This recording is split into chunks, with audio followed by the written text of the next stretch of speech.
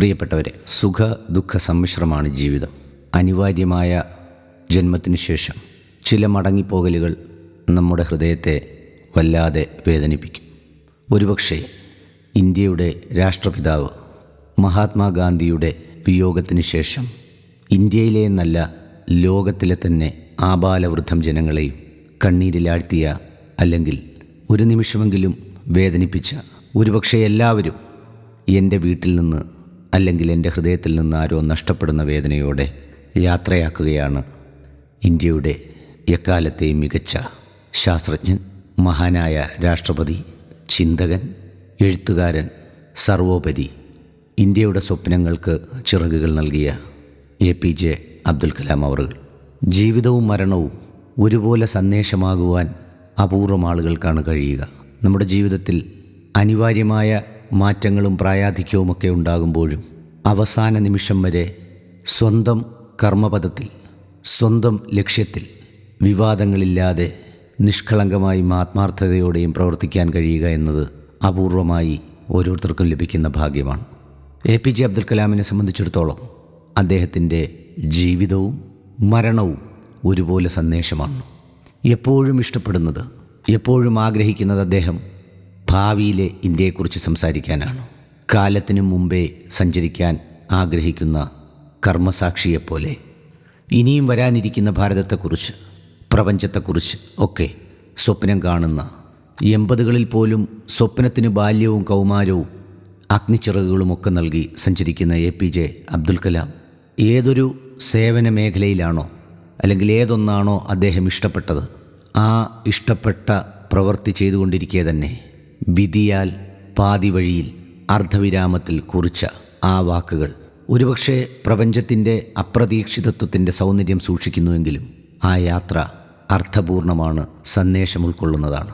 അദ്ദേഹത്തിൻ്റെ കാലഘട്ടത്തിൽ ജീവിച്ചിരുന്നു എന്നത് തന്നെ ഒരു കാലഘട്ടത്തിൽ 1-2 തലമുറയ്ക്ക് ശേഷം അവർ നമ്മളെക്കുറിച്ച് ഓർത്ത് അഭിമാനം കൊള്ളും. ഇന്ന് ഐസക് ന്യൂട്ടൻ്റെ സുഹൃത്തെന്നോ ആൽബർട്ട് ഐൻസ്റ്റീൻ്റെ സുഹൃത്തെന്നോ അല്ലെങ്കിൽ ഐസക് ന്യൂട്ടനെ കണ്ടവരെന്നോ ആൽബർട്ട് ഐൻസ്റ്റീനെ കണ്ടവരെന്നോ ഒക്കെ പറയുന്ന ഒരു കാലഘട്ടത്തെ നാം എത്ര അസൂയയോടെയാണോ നോക്കിക്കാണുന്നത്, അതുപോലെ 1-2 തലമുറയ്ക്ക് ശേഷം നമ്മളെ APJ അബ്ദുൽ കലാമിൻ്റെ കാലഘട്ടത്തിൽ ജീവിച്ചിരുന്നവർ എന്നോർത്ത് ഒരു തലമുറ തീർച്ചയായും അഭിമാനിക്കും. ഇന്ത്യയുടെ ശാസ്ത്ര സാങ്കേതിക വിദ്യയുടെ കാലഘട്ടത്തെ ഇനി APJയ്ക്ക് മുമ്പെന്നും APJയ്ക്ക് ശേഷമെന്നും 2 കാലഘട്ടമുണ്ടാകും. ഈ 84 വയസ്സിൻ്റെ കാലദൈർഘ്യം അത്രയേറെ മഹത്തായ രാജപാതയാണ് ഇന്ത്യയുടെ ശാസ്ത്ര സാങ്കേതിക വിദ്യയ്ക്ക് തുറന്നു നൽകിയത്. അദ്ദേഹത്തിൻ്റെ സാന്നിധ്യത്തിൽ, അദ്ദേഹത്തിൻ്റെ വാക്കുകളിൽ, അദ്ദേഹത്തിൻ്റെ കർമ്മമണ്ഡലങ്ങളിൽ യഥാർത്ഥത്തിൽ ഈ രാജ്യം ആദരിക്കപ്പെടുകയായിരുന്നു. APJ അബ്ദുൽ കലാം രാഷ്ട്രപതിയാവുമ്പോൾ ഒരുപക്ഷെ ആ വ്യക്തി ഇത്രയും വലിയ ജനാധിപത്യ രാജ്യത്തിൻ്റെ അമരക്കാരനാകുന്നു എന്നുള്ള നിലയിൽ അദ്ദേഹത്തിൻ്റെ സ്ഥാനവും വലിപ്പവും വർദ്ധിക്കുമെങ്കിലും അതോടൊപ്പം തന്നെ ഒരു രാജ്യം തന്നെ ആദരിക്കപ്പെടുക, ഇന്ത്യയുടെ രാഷ്ട്രപതി APJ അബ്ദുൽ കലാം എന്ന് പറയുന്നതിനു പകരം APJ അബ്ദുൽ കലാമിൻ്റെ ഇന്ത്യ എന്ന നിലയിലേക്ക് അദ്ദേഹത്തിൻ്റെ വാക്കുകളും വിജ്ഞാനവും നമ്മെ നയിച്ചു എന്ന് ആരും സമ്മതിക്കും. നമ്മുടെ വിജ്ഞാന തൃഷ്ണകളിൽ, നമ്മുടെ ആലോചനകളിൽ, ചിന്തകളിൽ, സ്വപ്നങ്ങളിലെല്ലാം APJ അബ്ദുൽ കലാമിൻ്റെ വാക്കുകൾ എന്നും കരുത്തായി, അഗ്നിയായി, ഇന്ധനമായിട്ടുണ്ടാകും. ഒരുപക്ഷെ സ്വപ്നമെന്ന വാക്ക് നമ്മുടെ ഹൃദയത്തിലുണ്ടാകുമ്പോൾ നാം ഒരു കാലഘട്ടം വരെ ഓർത്തിരുന്നത് ഒരു കാവ്യഭാവനയോ അല്ലെങ്കിൽ ഒരു ചില കഥാനിമിഷങ്ങളോ ആണെങ്കിൽ, സ്വപ്നങ്ങൾക്ക് അർത്ഥപൂർണമായ ഇടപെടലുകളുടെ മാനം നൽകിയ മഹത്തായ വ്യക്തിയായിരുന്നു APJ അബ്ദുൽ കലാം. സ്വപ്നമെന്നത് ജീവിതത്തിൻ്റെ നേട്ടങ്ങളുടെ രാജപാതയായി അദ്ദേഹം എല്ലാവർക്കും പകർന്നു നൽകി. സാധാരണ വലിയ മനുഷ്യരെല്ലാം അല്ലെങ്കിൽ ഓരോ വലിയ സ്ഥാനങ്ങൾ വഹിക്കുന്നവരെല്ലാം അവരുടെ കുടുംബാംഗങ്ങളുടെ ക്ഷേമൈശ്വര്യങ്ങളിൽ ഒരു വ്യക്തി എന്നുള്ള നിലയിൽ പലപ്പോഴും ജാഗ്രത പുലർത്തേണ്ടതായി വരും. അവരുടെ ഇടപെടലുകൾ പലപ്പോഴും പല ചെറിയ വിവാദങ്ങൾക്കും അല്ലെങ്കിൽ അനാവശ്യമായ വാർത്തകൾക്കും അവസരം നൽകിയേക്കും. പക്ഷേ APJ അബ്ദുൽ കലാമിനെ സംബന്ധിച്ചിടത്തോളം യഥാർത്ഥത്തിൽ അദ്ദേഹത്തിൻ്റെ അനന്തരാവകാശി ഈ രാജ്യം തന്നെയാണ്. ഈ രാജ്യത്തെ ജനങ്ങൾ തന്നെയാണ് അനന്തരാവകാശി. അദ്ദേഹത്തിൻ്റെ അനന്തരാവകാശിയുടെ ആ വലിപ്പം വളരെ കുറഞ്ഞ ആളുകളിലേക്ക് ഈ പ്രപഞ്ചം പരിമിതപ്പെടുത്തിയില്ല എന്നുള്ളതാണ് ഏറ്റവും വലിയ സത്യം. ഒരുപക്ഷെ പരിചരിക്കുവാൻ, കൂടെ നോക്കുവാൻ, സഹായിക്കുവാനും കൈത്താങ്ങാകുവാനും ആളുകളില്ലാത്ത മനുഷ്യരെ സംബന്ധിച്ചിടത്തോളം ഒരാഴ്ച പോലും മറ്റൊരാളിൻ്റെ സഹായത്തോടെ കിടന്നുപോയാൽ എത്രയോ വലിയ മനുഷ്യരാണെങ്കിൽ പോലും ആ സഹായം ചെയ്യുന്നവർക്കുണ്ടാകുന്ന മാനസികമായ പ്രയാസങ്ങൾ നാം ഇന്ന് ചുറ്റുപാടുകളിൽ കാണുന്നതാണ്. പക്ഷേ APJ അബ്ദുൽ കലാമിനെ സംബന്ധിച്ചിടത്തോളം അദ്ദേഹത്തെ വളരെ കുറഞ്ഞ സമയമെങ്കിലും നേരിട്ട് കാണാനും അടുത്ത് നിൽക്കാനും ഭാഗ്യം ലഭിച്ച ഒരാളെന്നുള്ള നിലയിൽ എല്ലാ കാര്യങ്ങളും സ്വന്തമായി മാത്രം ഈ 84-ാം വയസ്സിലും ചെയ്യാൻ ആഗ്രഹിച്ച അദ്ദേഹത്തിനെ സംബന്ധിച്ചിടത്തോളം ഈ യാത്ര തികച്ചും രാജകീയമായ ഒരു വിടവാങ്ങലാണെന്ന് ഞാൻ വിശ്വസിക്കുന്നു. കഴിഞ്ഞ മെയ് മാസം ചവറയിലെ KMML അവിടുത്തെ ഗസ്റ്റ് ഹൗസിൽ ഒരു രാത്രി മുഴുവൻ അദ്ദേഹത്തോടൊപ്പം ആ തങ്ങിയ വേളയിൽ ചിലവഴിക്കാൻ എനിക്കും ഭാഗ്യം ലഭിച്ചു. തനിച്ചിരുന്ന് രാവേറെ വായിക്കുമ്പോഴും ചർച്ച ചെയ്യുമ്പോഴും തനിക്ക് വേണ്ടി ഉറക്കമൊഴിയുന്ന ആളുകളെപ്പോലും കാണുന്നത് വേദനയുണ്ടാക്കും വിധം അവരെ എല്ലാവരെയും പോയി കിടന്നുറങ്ങൂ എന്ന് സ്നേഹബുദ്ധിയാലും ചിലപ്പോഴൊക്കെ കർശന സ്വഭാവത്തിലും APJ അബ്ദുൽ കലാം അവറുകൾ പറയുന്നുണ്ടായിരുന്നു. ഒരാൾ ഒഴിച്ചുള്ളവരെല്ലാം പോയി കിടന്നുറങ്ങാൻ. കാരണം തനിക്ക് വേണ്ടി ആരും ഉണർന്നിരിക്കുന്നത് പോലും APJ ഇഷ്ടപ്പെടുന്നില്ലെന്ന് സാരം. അതിനുശേഷം നേരം പുലർന്ന് പരിപാടികളിൽ പങ്കെടുക്കാനായി പോകാനും അതോടൊപ്പം കാണാനുമായി ധാരാളം ആളുകൾ പുറത്ത് കാത്തു നിൽക്കുമ്പോൾ തനിച്ചാണ് മണിക്കൂറുകളോളം എടുത്ത് അദ്ദേഹത്തിൻ്റെ ആ വ്യത്യസ്തമായ വ്യക്തിത്വത്തിൻ്റെ ബാഹ്യരൂപം സ്വയം ചെയ്തു തീർക്കുന്നത്.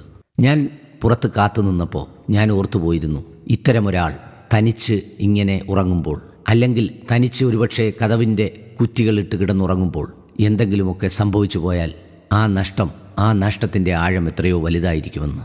ഇല്ല, പ്രപഞ്ചം അദ്ദേഹത്തിനെ അങ്ങനെ യാത്രയാക്കിയില്ല.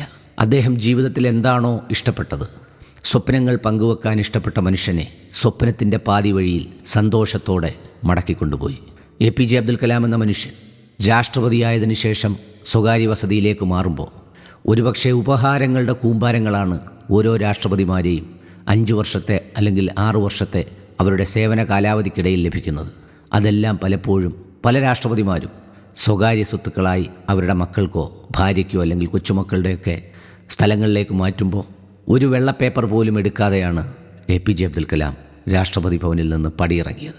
അതേ APJ അബ്ദുൽ കലാം ഇന്ത്യയിലെ അല്ലെങ്കിൽ ലോകത്തിൻ്റെ കോടാനുകോടി ജനങ്ങളെ സാക്ഷി നിർത്തി തൻ്റെ വാക്കുകൾ ഒരു പളുങ്കുമണികൾ പോലെ നാവിൽ നിന്ന് ഉതിർന്നു വീണുകൊണ്ടിരിക്കെ കൈകൾ ഉയർത്തി താഴേക്ക് പെതിയെ ഇരിക്കുമ്പോൾ ഒരുപക്ഷെ കാണുന്നവർക്ക് നൽകുന്ന സന്ദേശം ഇതായിരിക്കാം: ഞാനൊന്നും തിരികെ എടുക്കുന്നില്ല, കൊണ്ടുപോകുന്നില്ല.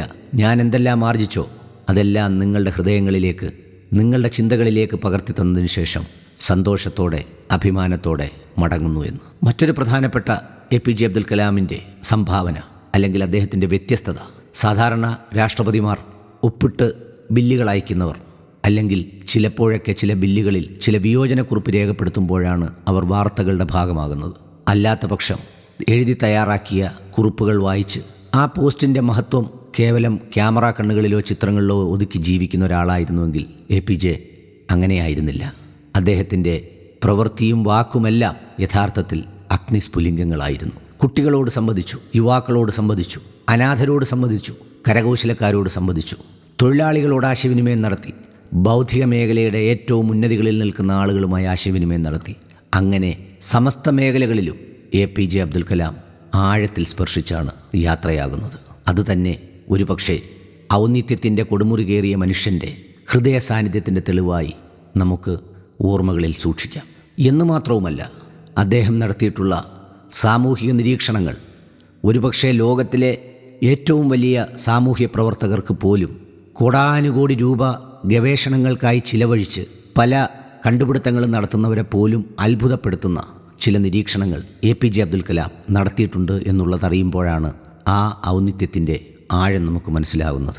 ഒരു നിസ്സാര ഉദാഹരണം: മാതൃത്വത്തെ പലരും പല രീതിയിൽ നിർവചിച്ചിട്ടുണ്ട്. ചിലരതിൻ്റെ സ്നേഹം, ആത്മാർത്ഥത, ത്യാഗം, ഇങ്ങനെ വിവിധ ഘട്ടങ്ങൾ അല്ലെങ്കിൽ വിവിധ വശങ്ങൾ പലപ്പോഴും അവതരിപ്പിക്കാൻ ശ്രമിച്ചിട്ടുണ്ട്.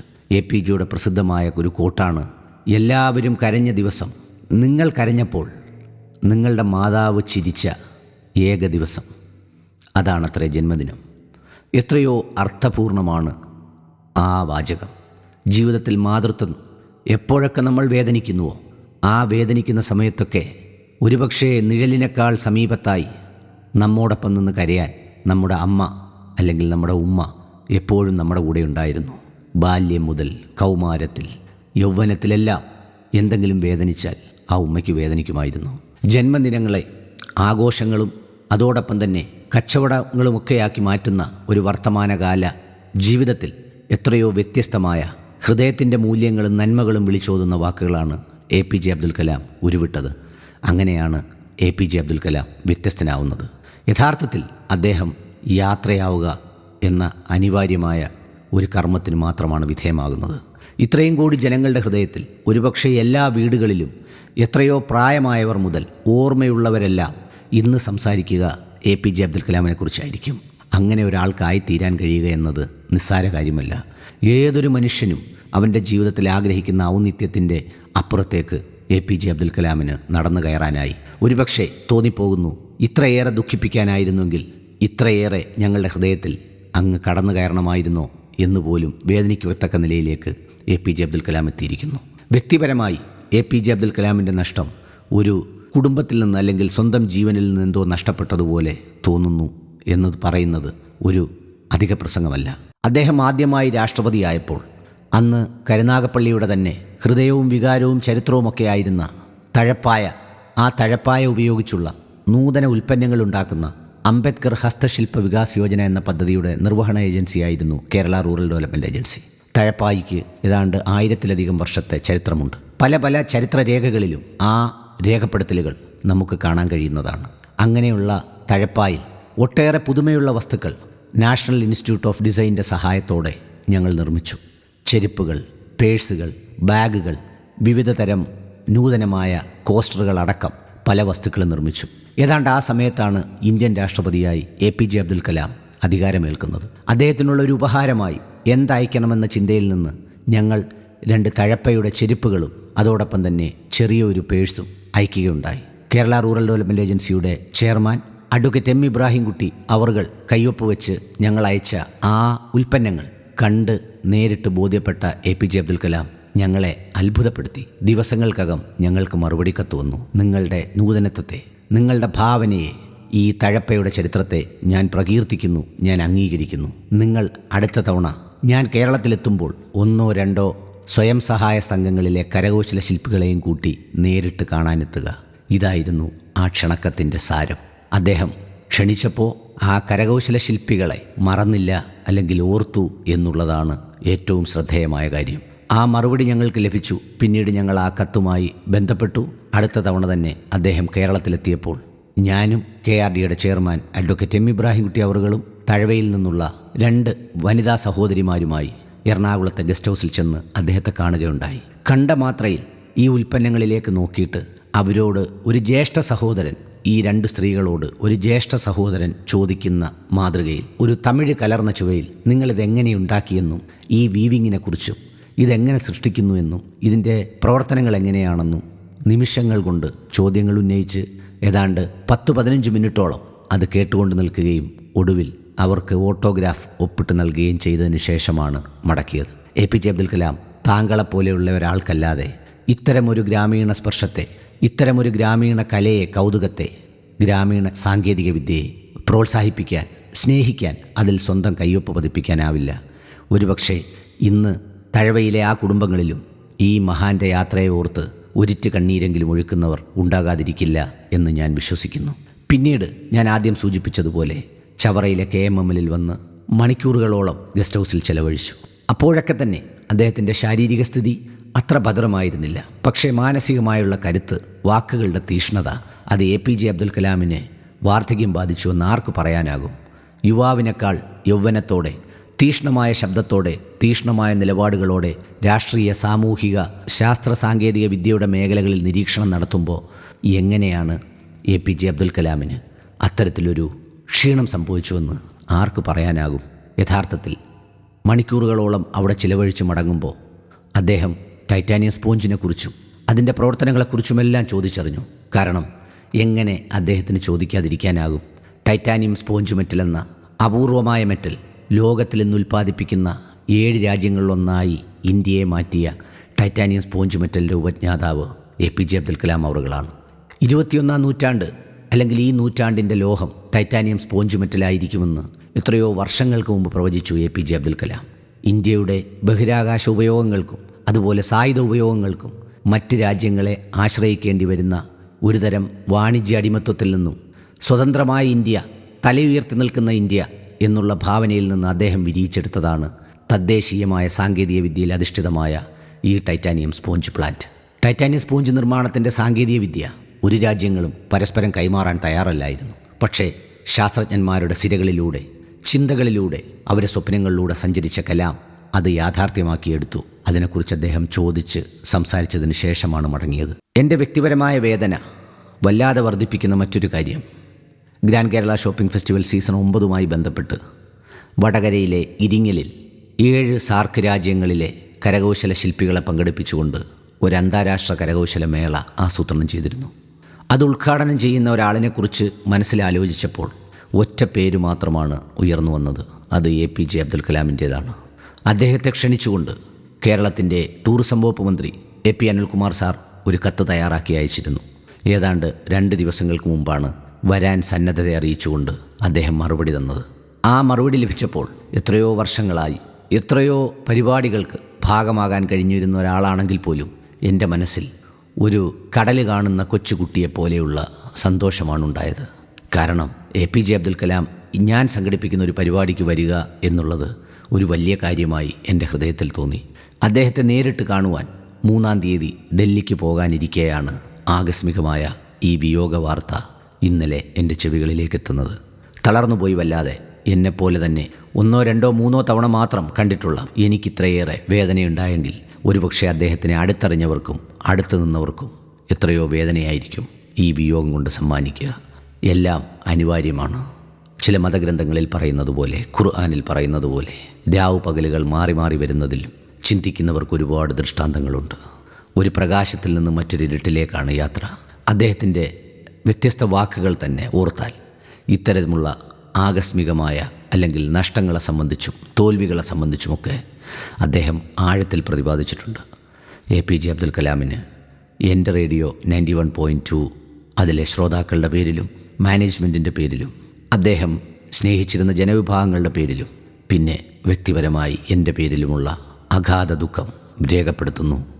വാക്കുകൾ മുറിച്ച് അദ്ദേഹത്തിനെ കൂട്ടിക്കൊണ്ടുപോയത് സ്വർഗത്തിലേക്കാകട്ടെ എന്ന് ആ യാത്രയുടെ ഒരു സന്തോഷം ആഗ്രഹിക്കുന്ന ഒരാളെന്ന നിലയിൽ ആ യാത്രയിലെ നഷ്ടബോധത്തിൻ്റെ ദുഃഖത്തിൻ്റെ ആഴത്തിൻ്റെ ഇടയിലുള്ള ചില ആഗ്രഹങ്ങൾ മനസ്സിലുണ്ടാകുന്നത് പോലെ ആ യാത്ര സ്വർഗത്തിലേക്കാകട്ടെ എന്ന് ഞാൻ ആഗ്രഹിക്കുന്നു, പ്രാർത്ഥിക്കുന്നു. എല്ലാ നന്മകളും ഇനിയുള്ള ജീവിതത്തിലും അദ്ദേഹത്തിന് ലഭിക്കട്ടെ എന്നും കാരുണ്യം ലഭിക്കട്ടെ എന്നും ആത്മാർത്ഥമായി ആഗ്രഹിക്കുന്നു.